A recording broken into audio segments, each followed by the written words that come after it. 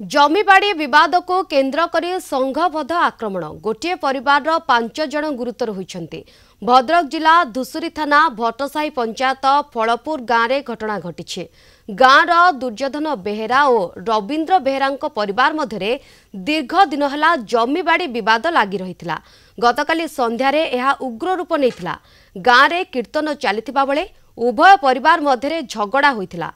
परे दुर्योधन परिवार को आक्रमण करथिले अपर पक्ष। एथिरे 5 जन गुरुतर होइछन्ति। सेमानंकु धुसुरी और परे भद्रक जिला मेडिकल को स्थानांतर करा जायछि। गाँव में धुसुरी पुलिस पहुंची तदंत आरंभ करिछि।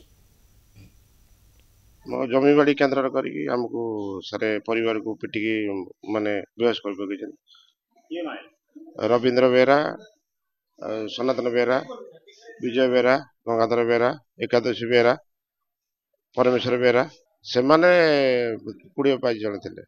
गाँ सारा टांगिया कथा बाड़ी ढेला पत्थर आम चाहूँ आम न्याय पाई चाहूँ।